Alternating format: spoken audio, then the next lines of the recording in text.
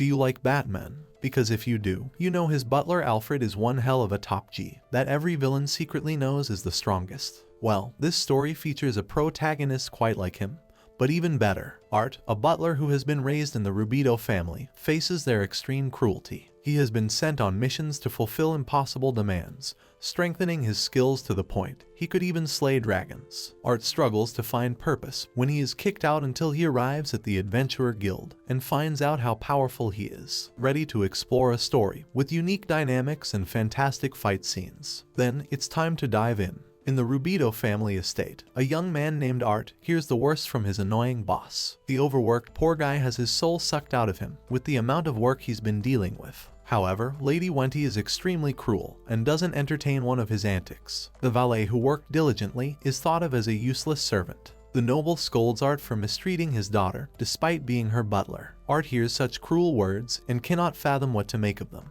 Art's conscience fades into extreme exhaustion as he collapses before Lady Wenty and her father. The young man was trained to serve as a family butler to the Rubido family. At one point, Wenty and Art were childhood friends, but sooner or later she became a woman of many demands, who constantly put him through the worst. Over time, her desires became so unrealistic that Art had to take care of the monsters and develop his magic to meet her expectations. Art's days were filled with anguish as he executed each order on behalf of his lady. The overworked corpse of once a selfless butler had lost any hope for his life. When Art regained consciousness, he was called useless and replaceable for fainting so quickly, instead of hearing words of consolation, or perhaps comfort and worry. The valet didn't feel a sense of liberation after being relieved of his duties. He pondered the insufferable path that lay before him. Amid his rumination, Art tripped and fell as if his life hadn't been worse. Art refused to move a muscle underneath the snowy setting. All he could ever think about was how to make Wenty smile, the only thing that gave him purpose. A terrifying wolf appears before the valet, adding more trouble to his life. With its gaping teeth, the wolf tried to chew his head off, but Art easily blocked its attack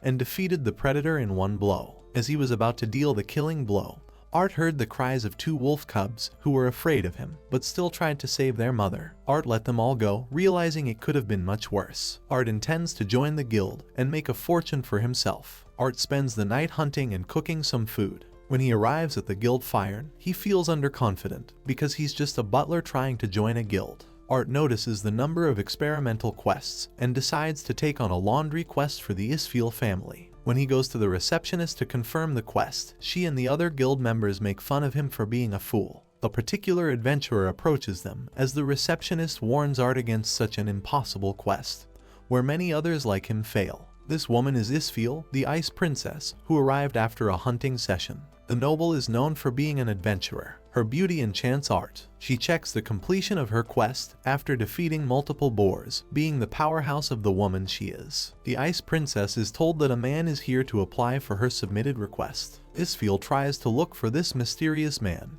but she can't find him. Isfiel spots the valet and introduces herself as the eldest daughter of her family. Art is so dazzled by her forthcoming demeanor that he has difficulty replying. Art introduced in kind and politely delivered a line that stunned Isfiel momentarily. The Ice Princess emphasizes that the stains of defeated monsters take a while to thoroughly clean. She is trying to see if he's still up for the job. Art doesn't see how that makes a difference and accepts it. When asked how long he will take to complete the job, Art tells her an hour should be sufficient. The Ice Princess is baffled by his words and decides to take him to the Isfiel family estate. The glorious residence is decorated with the big stuff you'd expect from a royal family. Isfiel tells him to wait for a bit while she goes to change. Art meets the family's head butler and takes him to the location where he is to perform his task. Art is told that Princess Urk became an adventurer so that she could prove her worth on behalf of the family. Art questions if the clothes in front of him are all he needs to take care of as part of the laundry. Tet, the head butler, explains that the blood of monsters leaves a permanent stain on the clothes after they are left unattended for 3 days. Cleaning even a singular piece of clothing takes 3 people a full day.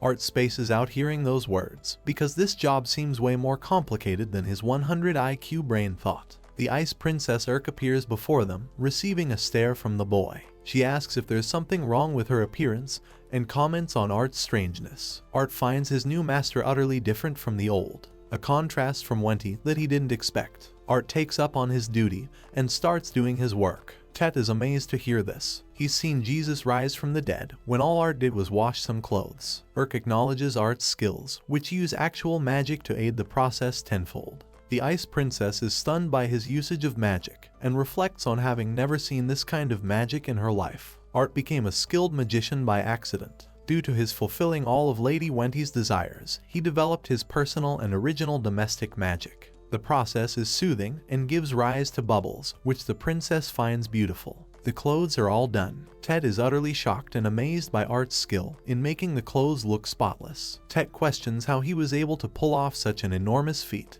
Art goes all geek mode, and he explains that he used the principle of absorption from slimes and crafted a digestion spell before replacing the same spell with a cleaning one. In essence, he used the monster's behaviors and intelligently used his powers. The Ice Princess Urk apologizes and shows respect for her brand new butler's name. She praises him for being exceptional, as she is stuck with no one to do her laundry. Art internalizes that it wasn't even difficult for him to do that. Urk's curiosity is piqued as she invites Art again for a second opportunity. Remembering Lady Wenty's cruel words, who never even gave him a choice, Art kneeled before Urk, stating that he'd do anything she would command of him. However, in doing so, Art feels his body shivering, as he always felt burdened. The Ice Princess notices his fidgeting demeanor and approaches Art. She consoles him for leading a harsh life until now and reminds Art that she didn't issue an order. Extending her hand, Urk tells him that instead, she's offering the boy a simple request. Her words soothe Art because Lady Wenty only gave him orders, draining him of his life. But now, things are different. Art has gained the ability to decide for himself, and at this moment, he's the happiest to accept Urk's request. The following day, Art wakes up inside his room, only to be met with the grace of the Ice Princess and Tet. Art feels startled and doesn't know what happened. He doesn't know how he got her. Ian doesn't remember anything. It's almost like he got kidnapped or something. Things get significantly worse when he realizes he's in the princess's room. Urk tells him that Art collapsed right after doing laundry. Art realizes that he may have pushed himself beyond the usual to impress her. Urk asks about his condition, to which Art responds he's alright. Urk gets up in his face and catches his lie. She knows Art hasn't been feeling well, and even tells Art about his prepared reward. Tet presents him with a chest of valuables suited to his liking. Art gets all dripped up in his $10,000 butler uniform. Urk tells him that she wants Art to work under him. She even praises the fit of his clothes. Art is having a difficult time receiving appreciation from someone. Urk scolds him and even tells Art to drop the formalities. Art addresses her by name to make himself more comfortable. Breakfast is next in line. Art whispers to Tet, asking about Urk's kindness. The butler explains that she's the head of the family at present. Art is a little astonished to hear those words. Tet follows that many nobles have terrible reputations with the commoners. However, Lady Urk is the opposite and despises such nobles by herself. She hates being in the presence of such people, so Urk treats them with kindness, which reflects her kind personality. Art makes a cute little smile and thinks Urk possesses a loving heart. They arrive at the breakfast table, where the head of the house, Ramon Isfiel, welcomes them. Art introduces himself with politeness. Urk addresses her father's exhausted-looking eyes and thinks his condition is worsening.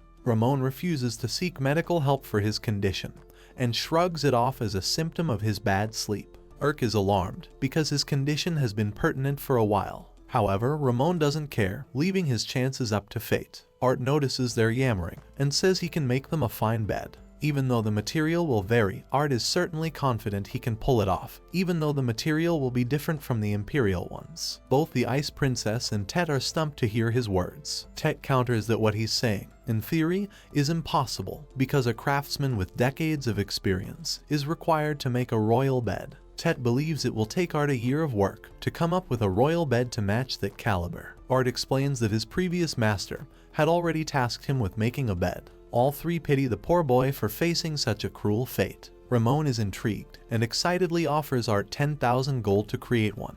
Art is stupefied to hear such a towering amount. Ramon promises to reward him appropriately for his talents if he does a beautiful job. The Ice Princess also supports the request since it concerns her father. Art feels different and needed, so he accepts the request and gathers the materials simultaneously. Since Art needs to collect blackbird feathers from the forest, Princess Urk decides to venture with him since it is a dangerous location. The Dorado Forest area is a territory of monsters. Urk wonders if the blackbird feathers will bring a fruitful result, comparable to an imperial bed.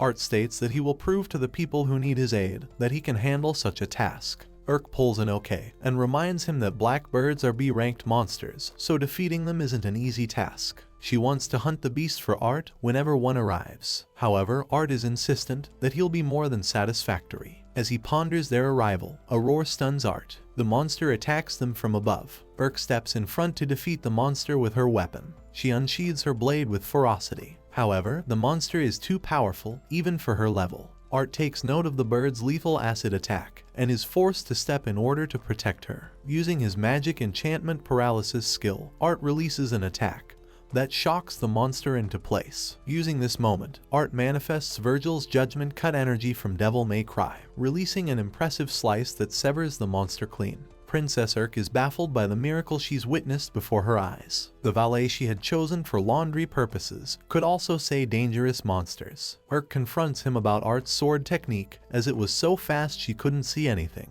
Art explains that he used his magic paralysis to make the job easier for him. Urk is stumped that Art has learned how to use paralysis magic enchantment, as only a few people can acquire that technique. For some reason, Art thought that it was widespread. Art wants to collect the feathers Art wants, and notices Urk's embarrassed expression. Urk slices the monster apart, making Art realize precisely why she always gets covered in blood. Having collected the stiff and black feathers, Urk is confused about how something like this will be used for a bed. Art takes the initiative and uses his magic to cover them in bubbles. The once black feathers are now all completely white. Art explains that they have always been white, but the dirt made it seem otherwise. Urk is impressed by the impressive amount of knowledge her butler possesses. Art had to learn everything about these things because of Lady Wenty's cruelty. Art is shown with compliments, and he doesn't mind making more for them. Finally, the bed has been completed. Ramon hops on and enjoys its coziness. He's never felt so relaxed. Later, Urk and the others discover that Ramon actually went to sleep for once, which means the bed is to his liking.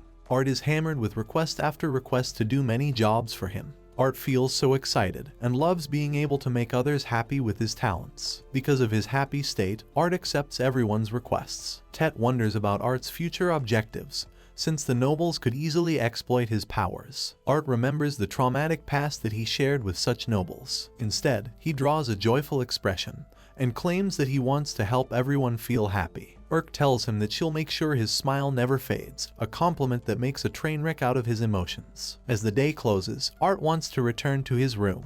However, Princess Urk stops him and requests that he come to her terrace for an unexpected meeting. Urk receives Art at her gallery. She apologizes for troubling him like this, but wants to talk about something private. Art breaks the ice as she stares at the beautiful moonlight and claims that Ramon has slept well. She thanks Art's assistance in that matter. The scene goes quiet as Art is anxious to talk. Finally, Urk musters the resolve to question where Art even came from. Art realizes that he never explained his background to her at all. He frowns momentarily, but Urk assures him she'll be by his side no matter his answer. Art smiles because of her genuine support and openness to hearing him. Art explains everything about his draining life with the Rubito family. He worked tirelessly to repay his debt, but in the end, even someone like him was a failure in their eyes. Art takes the blame for being at fault. Urk stares at him softly and asks if he genuinely believes that. She emphasizes wanting Art to be the same as him without any changes. Even though Art is sure his future is looking bright with the Ice Princess, he still feels hesitant.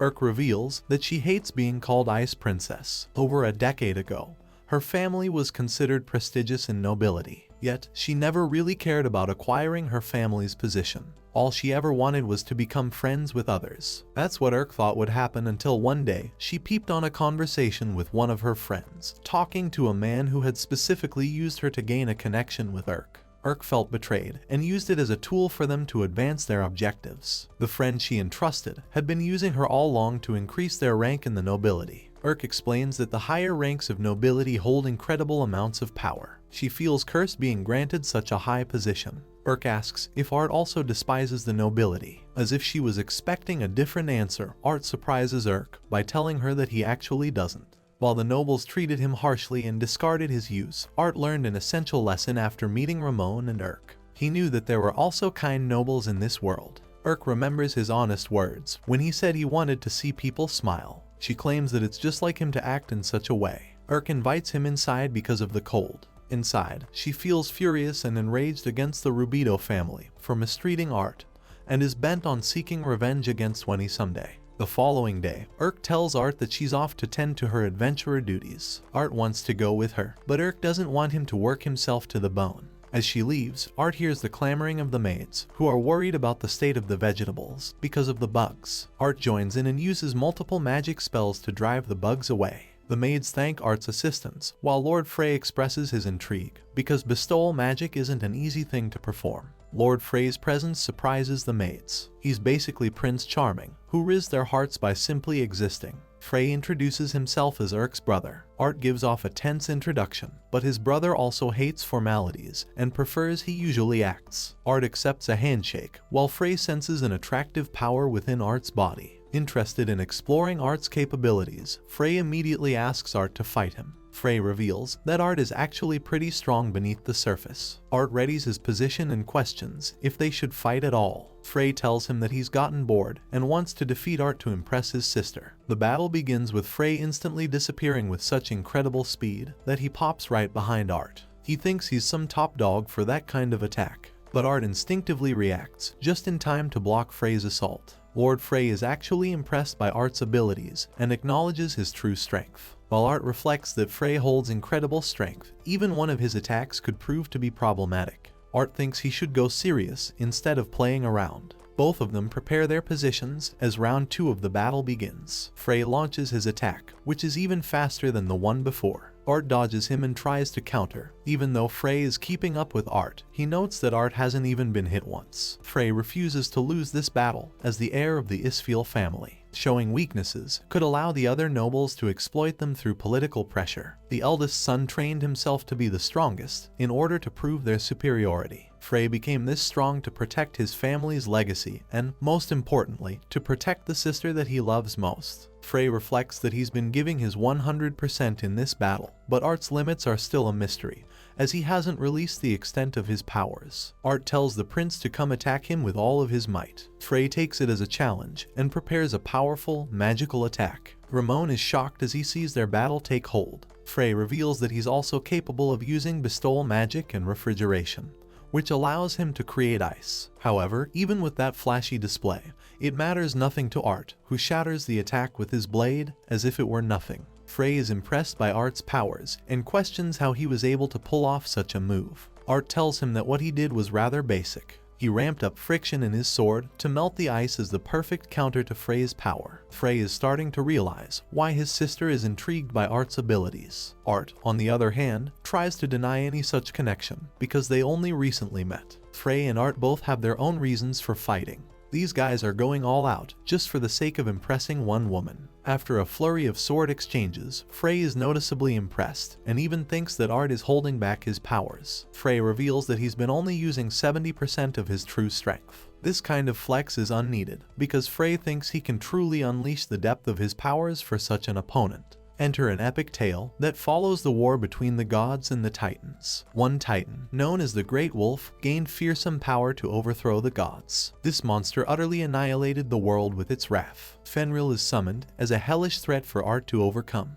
Art prepares his blade and reflects that masters are those who manage to become one with their craft. Mustering every bit of their being, they are able to unleash an attack that transcends the human limits. Art has released such an attack that transcended human limitations, an attack that severed the heavens, concluding this battle. The victor of this battle is Art, who used a technique called primordial creation, something he discovered in the archives of the royal capital. Even though Art's sword couldn't even handle the might of the attack, Frey knows for certain that there is no way he could have overcome him. He thinks that Art is super strong, but Art thinks otherwise. Frey judges Art's true nature when he notices that Art doesn't even choose to injure him in this battle. Lord Frey introduces himself a second time. He's the first chair of the Royal Knights Magic Academy and also their captain. The guy is a captain at his current level, but chooses to keep that knowledge a secret apart from his family. The scene switches to House Rubido. Lady Wenty is angered that her father threw Art away. She doesn't find any interest in her new hires and has already fired 10 people in a row.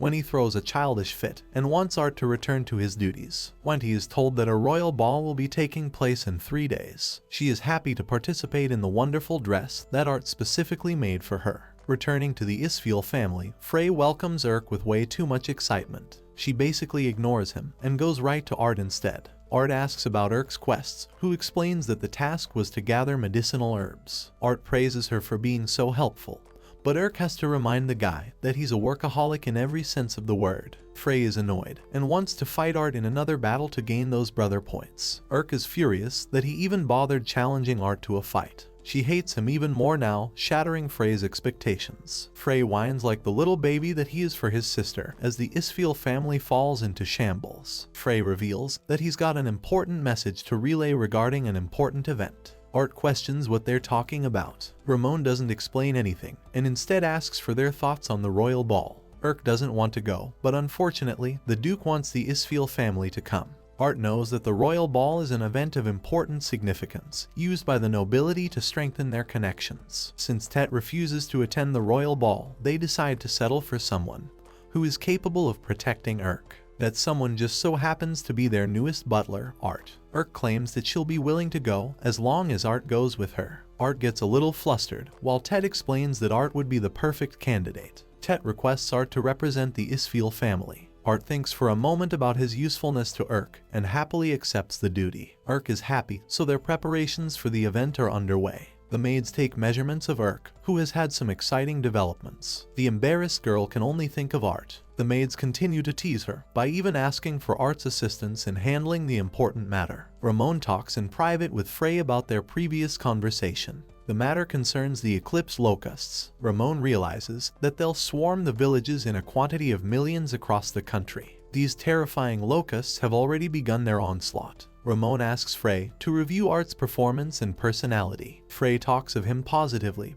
witnessing his genius firsthand through combat. Frey thinks that they're lucky enough to even find someone like him. Ramon wants to deal with their locust problem. He asks Tet for a report on the house of the Baron Rubido. Tet reveals that the former staff of the place revealed a dark reality. These people have large sums of money from illegal sources, so they're definitely dealing with shady businesses. Ramon prays that everything remains peaceful. Urk is ready for the ball, looking stellar in her appearance. On their way, she talks to Art with a worried expression about nobles. Art senses her discomfort and frowns before praising her divine appearance. At first, she thinks he's trying to flatter her, but Art assures Urk that he actually means it, that she genuinely looks heavenly in her appearance. Art takes her hand and swears to protect her no matter what it takes, a decision that he's made on his own for the first time, so that he can no longer be controlled by others. Arriving at the location, Art uses another one of his magic tricks to help Urk calm down. He deploys max-level Gentleman Riz and requests to escort the pretty lady. Urk enters the hall with a striking scent. Everyone around her thinks of Urk as a guardian angel. At first, Urk thinks that Art might have left her, but Art assures her that he's by her side.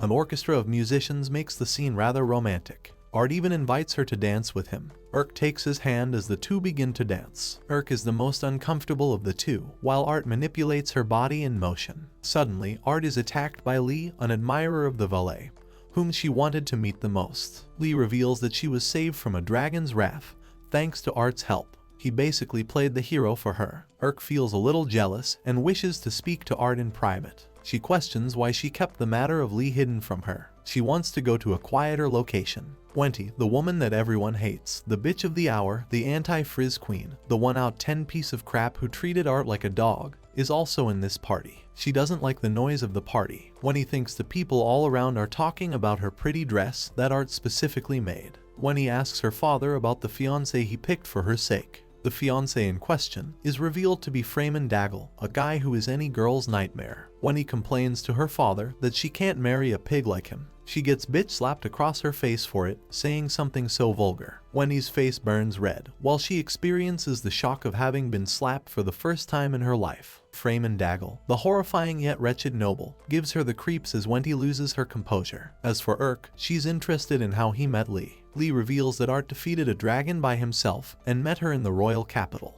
At this point, Urk is starting to think that perhaps Art feels the same way for everyone. Lee wonders if Art received her gifts in kind. Urk immediately pulls up with a WTF face because she doesn't know they have exchanged things. Lee states that she sent him a large number of gold bars from the royal treasury. Art's face doesn't seem to be one of excitement. Art explains that he didn't even receive something like that. She asks why he's with Urk at the party. Lee thinks that Art is dumb as hell for not noticing the signs. Lee wants Art to accompany her back to her place. Urk counters that Art is her butler and that he shouldn't be doing any such things. The two girls are engaged in warfare over one guy. As for Wenty, she faces extreme karma as her fiancé is an ugly fat flob who doesn't even care for her. Wenty thinks she'd rather die than marry a guy like him, proving that the worst she could say isn't no, but something much worse. In her most difficult moments, Wenty begs for Art's help. Suddenly, she hears the noisy ruckus caused by Lee and Urk. Wenty is starstruck and annoyed when she spots Art. She comes to him in annoyance, while Art wonders what will happen now.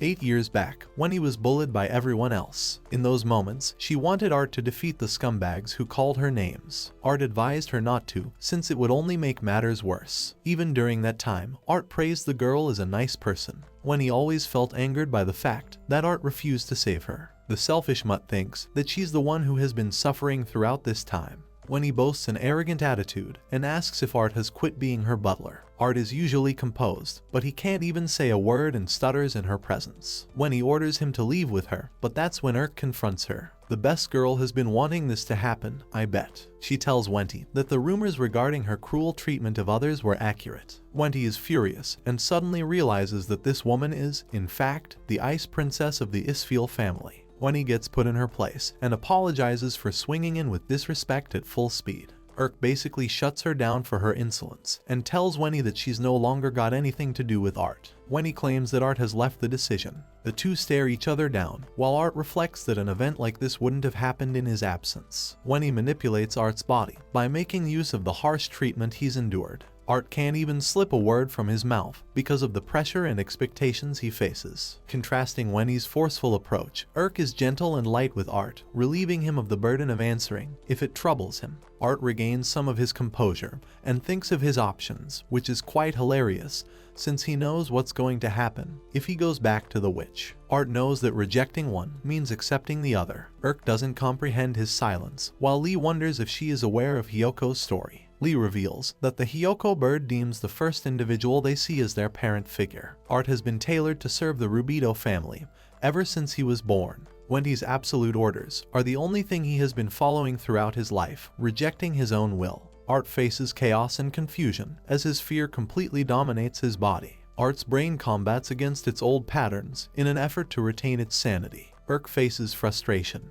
and questions why someone like Art, a man who is capable of doing everything, is serving someone so cruelly. She can't comprehend why Art would follow a woman who would drain his life out of him and not care about his well-being. Urk feels betrayed and frustrated by the experience. Lee comes over and asks Wenty a question. She asks about the mountain of gold she sent for Art's sake. Knowing exactly what she's talking about, Wenty loses her crap. Lee emphasizes that it wouldn't do her well to hide behind lies. She has already heard from Art that the gift didn't reach him. Wenty explains that all of Art's belongings are, by extension, her own, as if such a remark will provide her with some kind of damage control. However, Lee points out that Art still wasn't aware that a decision was being made for him. Lee believes that it should be something within his knowledge, at the very least. Wenty comforts Art, making use of her words to force his body to obey her demands. Art's faces collapse, as not only can he say anything, but he's also compelled to do as she pleases. Wenty's order for Art is to behave, as if he's already aware of the situation regarding the gift.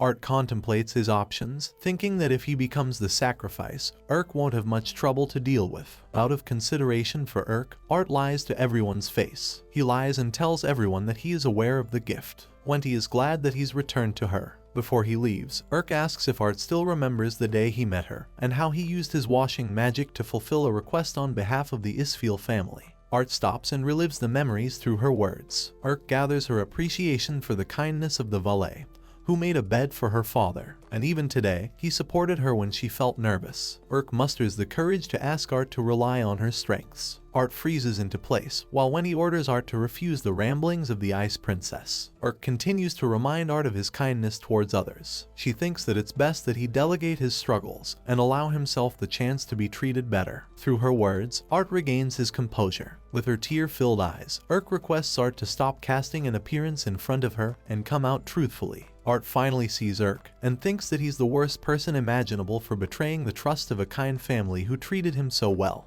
Art feels devastated, as he didn't want to commit something so horrible. When he grows desperate and shoves him by the arm to take him away, Art internalizes that Urk is the first person who reminded him that he, too, possessed free will, and that he could do anything on his own. A valet with no esteem, a man who lived for others, was given the chance to live for himself. Urk is the one who entrusted him, and yet he has disappointed her by betraying her trust. Art is left with tears in his eyes as when he drags him apart. He thinks that he has failed in his duties, but despite that, he doesn't want to lie to Urk. Art rebels against Wendy's orders, claiming that he does not know about the gold at all. Wendy's face is of shock, while Lee and Urk stand proud of his decision. Art tells Wendy about his expulsion, and reminds her that he is no longer her butler. When he struggles with the weight of his words, the pathetic girl tries to order her, but it's no longer of any use. Art introduces himself as the butler of the Isfiel family, a man who has sworn himself to Lady Urk. Wendy's face grows pale. Urk steps in between and reminds Wendy that she'll intervene if she chooses to overstep boundaries. Even a foolish girl like Wendy knows that now is not the best time to rebel against this woman.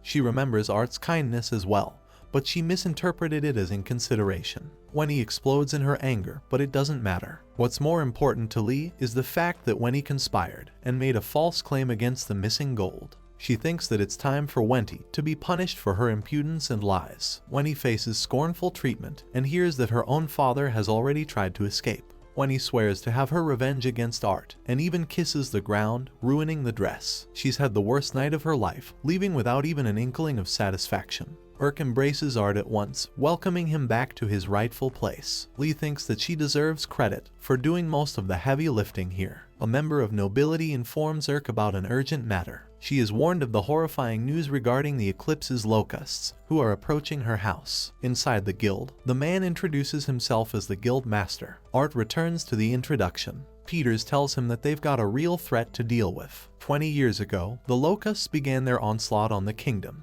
Their hard and impenetrable shells make them difficult insects to kill. Not to mention, they've got incredible appetites, making reproduction easy too. Art remembers from the royal capital books that their numbers exceed the realm of 100 million in total. Peters explains that the neighboring cities have been decimated through their wrath, having incurred a massive amount of damage. The guildmaster believes that this wave is more ferocious and abominable than any other that they have ever faced. This time, the Eclipse locusts have an amount surpassing 500 billion. Urk and Frey are shocked, while Tet wonders how it's even possible for them to appear so suddenly. Peters explains that the Queen Locust's manifestation has begun. The Pure Queen is considered the most dangerous, even granted the threat level of rank S, which makes her a deadly opponent. The worst part is that they're soon to arrive at their location in a week's worth of time. They can't even come up with a proper bug buster elimination party of 9,000 in that time span.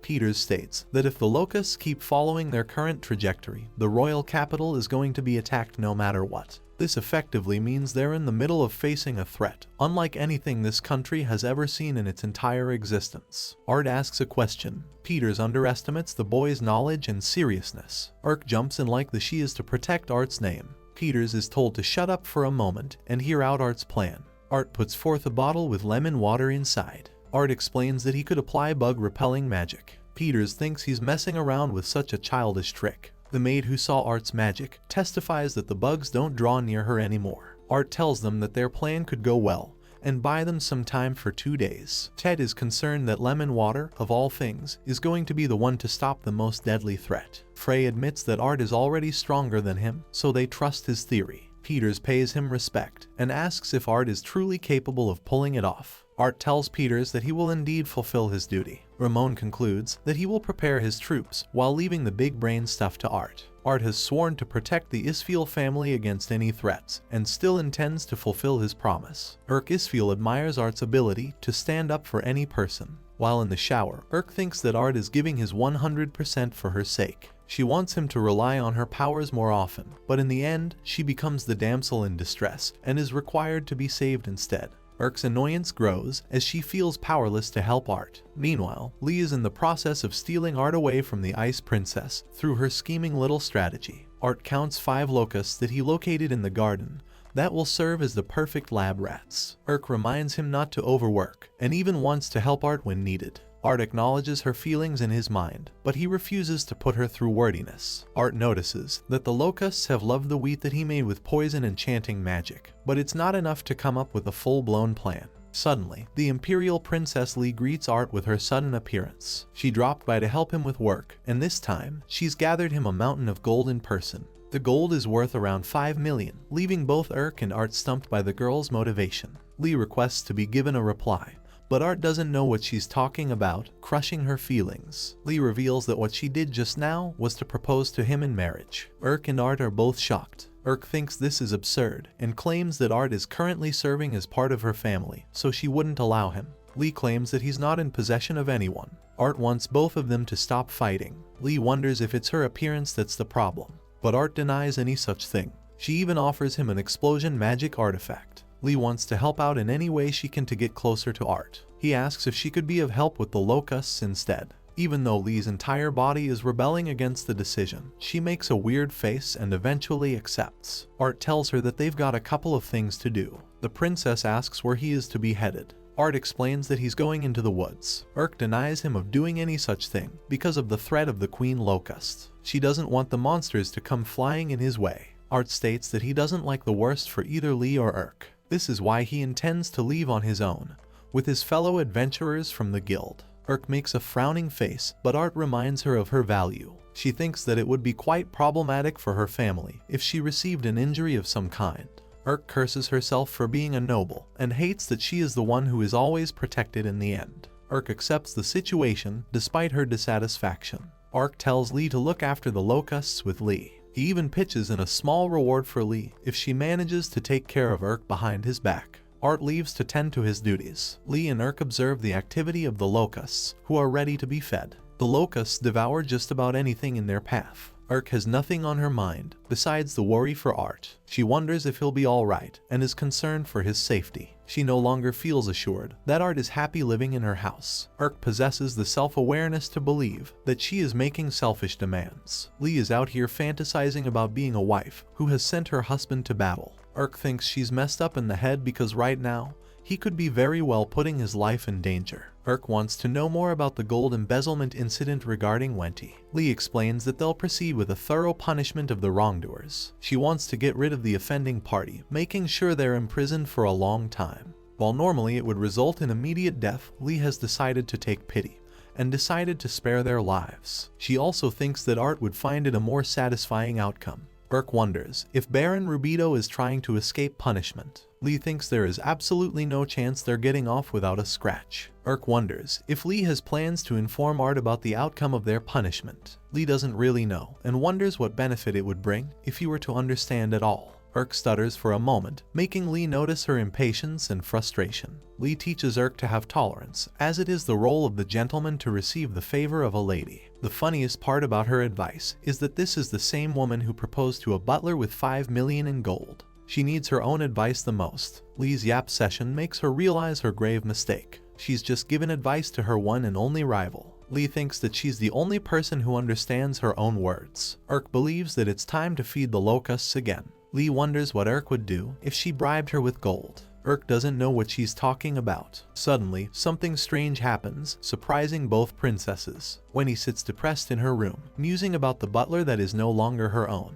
She doesn't care about the gold at all. All she cares about is Art's presence, but for the first time in her life, she gets rejected in the face by him. She realized that Art doesn't care for her anymore, but it's also because of Art that she was able to trust the world more than anything. Back when she faced difficulty with others, Art was there to help her. She thought of him as a person of family, but she also knew that her own actions were devastating to her loved ones. When he was scared, and being her cowardly self, she flaunted her self-importance. She wasn't kind on her own, and relied on the kindness of the boy who always showered her with love. When he suffers the guilt of betraying Art's kindness by shoving him around like a slave. She apologizes to Art for her cruel treatment of him, and even though she liked him to a cruel amount, she can no longer have him. Wendy heard a clamoring outside. Her father, Baron Rubido, has just been arrested for dabbling in illegal acts. Wendy's future doesn't seem bright, as she is informed of her father's crimes. Her father had been smuggling people like slaves, harming their family's reputation to an immense amount.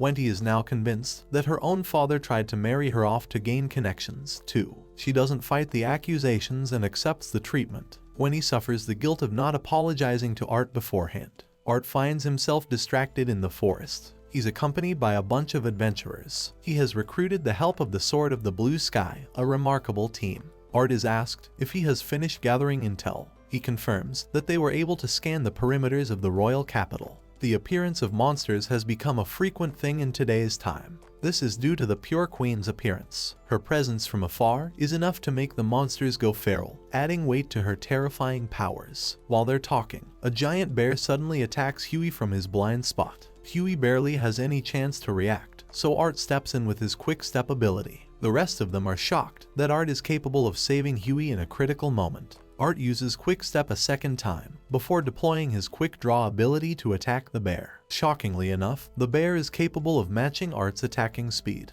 Art doesn't know how that's even possible, since the monster bears are unusually slow. Art flash steps in the nick of time, and deploys a clean slash attack called the Battle of Zero. The blade severs the bear's head off its shoulders, ending the battle. Art judges that the sudden change in the monster's abilities is also the result of the Pure Queen's influence on the forest. Suddenly, they hear a sound from nearby. At first, they think of it as a song. When they look towards the heavens, the only thing they feel is genuine fear. The elite locusts have already arrived in an enormous amount. Art hurriedly leaves to inform the rest that the locusts are destined to come in 3 days instead of 7. The incoming disaster has scared away many nobles from the other states. The monarch's inability to control the disaster is discussed among the people. Cyrilla, the chancellor, is infuriated to hear that the news of Queen Locust has spread to the wider public, making them distrust the powers of the monarchy. The commoners rebel against their powers, while Cyrilla roars at his subordinates to retrieve the newspapers, as well as dole punishment to the company. Basically, the company is as good as dead now. King Drad IV, a prideful king, declares that a nation would cease to exist without its own people. 3,000 of the royal knights are mobilized. However, a fraction of them cannot be deployed due to their focus on defending the palace. When asked about the 3 royal commanders, he is told that Marcos, the knight commander, is ready for deployment while the others are working far away. King Drad states that the foundation of the nation rests 500 years into the past. The Drad household has warded off many threats and helped with the development of the country. However, at this point, all hope seems lost, as a single monster appears to endanger the whole of the nation with its fury. The king's own condition is in jeopardy,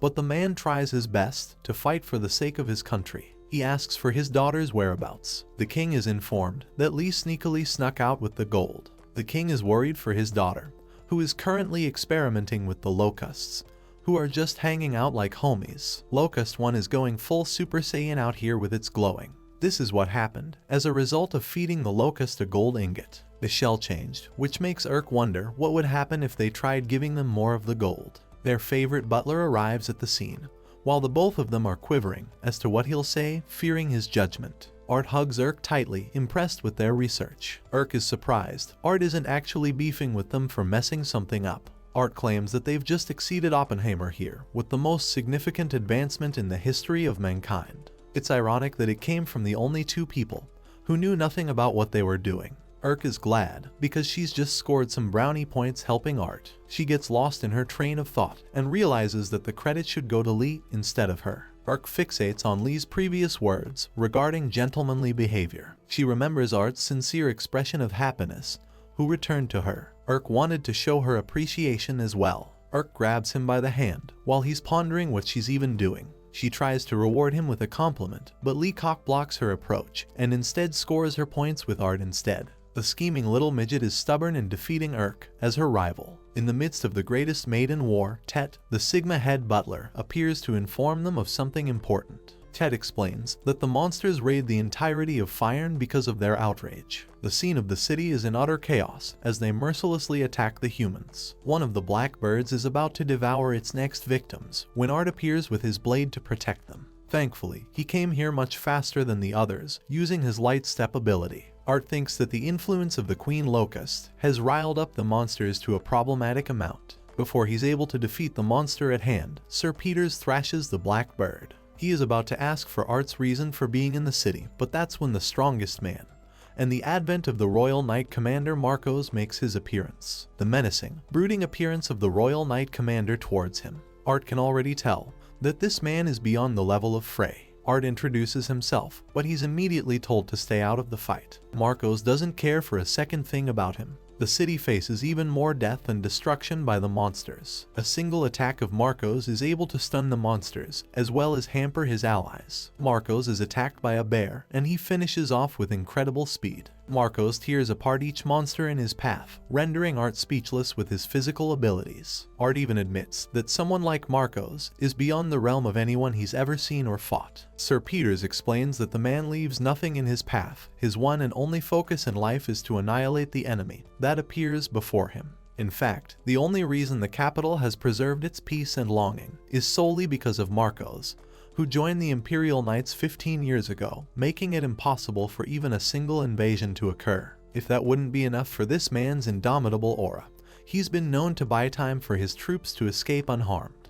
Art compares himself to the elite swordsman, and thinks that if he had even an inkling of the courage he did, Art would have been able to navigate through his hurdles without worry. He wouldn't have made his princess cry. More monsters appear before them, but it matters nothing, as Marcos is ready to fight them all. Art recalls Urk Isfiel's words, and reflects on his weaknesses as a person. At the same time, Art has gained newfound confidence, as Urk accepted him without fail. He wants to return Urk the favor by preserving her precious smile. With those thoughts in mind, Art combines a multitude of his spells, creating something entirely new. This attack is called Misty Jail, and it envelops all of the monsters with an impressive hold. While the others are shocked, Art suddenly experiences an aching in his body. Since he cast numerous spells at once, it took a toll on his body much more than the norm. Marcos witnesses Art's dedication, and correctly gives him respect by introducing himself. Marcos even commends Art's spellcasting ability, and he's someone who doesn't praise just anyone. Marcos expresses his gratitude, but Art thinks it's too much for someone like him.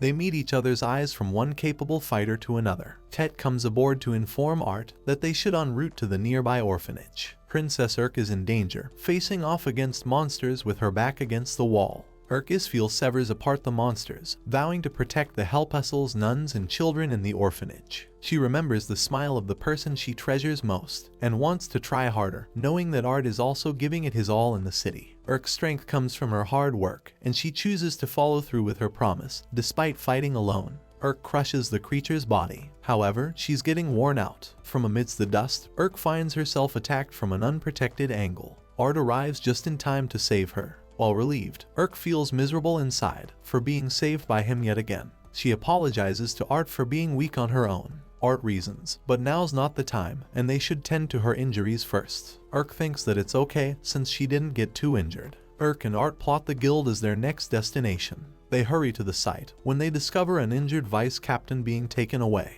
Art gives them a salve for added help. He introduces himself as a regular butler and heads inside with Urk. Inside the guild auditorium, Sir Peters gains the attention of the adventurers and allows Art the chance to speak. He explains that he's noticed the invasion of the Black Locusts arrive much faster than they originally intended.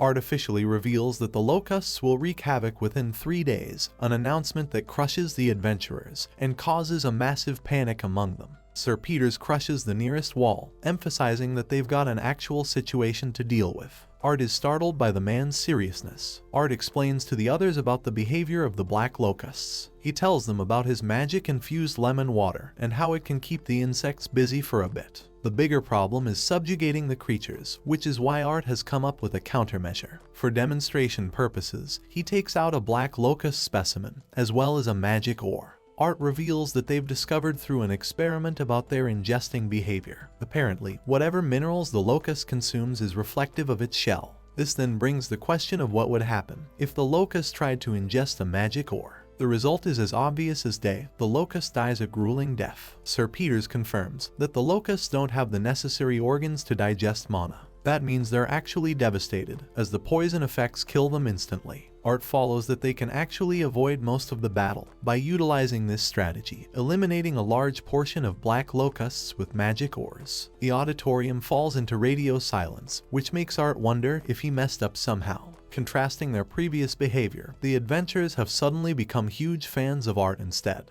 Art tells them that the credit falls on the efforts of Princess Urk Isfiel. Urk is hit with an embarrassment bomb and cannot take the credit. Sir Peters tells the adventurers to be adequately prepared for the battle that will happen in 3 days. Art is thoughtful of Princess Urk, who has given him the fuel and motivation to fight this battle by being on his side. Art has a single confident declaration to protect Urk no matter what the threat. Art and Urk take point in the old battle fort. Their incoming battle is destined for tomorrow. Urk Isfiel apologizes to Art for putting him through much trouble, but Art thinks that he's just doing his duty. Urk is adored by the Fire orphans that she protected with her life. They give her a cute good luck charm as a result of her efforts. Urk feels happy that her efforts were rewarded as they all got out safely. Urk thinks it's a miracle for kids to laugh in such an extreme circumstance. All of them are disaster orphans and victims of extreme abuse. Art reflects on his personal sufferings and feels grateful that she protected them.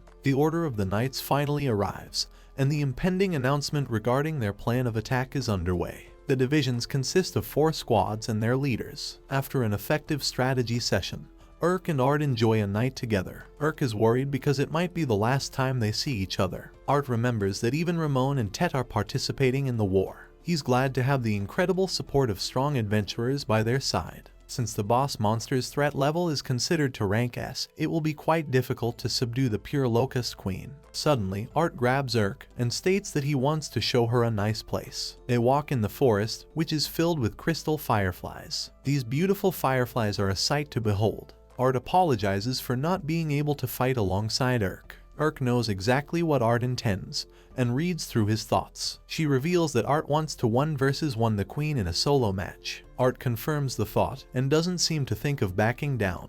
Art brings her attention to the memories they shared on the terrace. He reminds her of her words and how Urk promised that she would accept him no matter who he was. Art expresses that he wants to share Urk's happiness and desires to protect her. Even though he's a butler, Art's purpose in life is to swear by his master's side and protect her even at the cost of his own. Urk cries while embracing him, acknowledging the risks of such a dangerous duty. Urk desires that Art return to her. At this very moment, Art feels a surge of hope rising from within him. He wishes the best for his master from the bottom of his heart.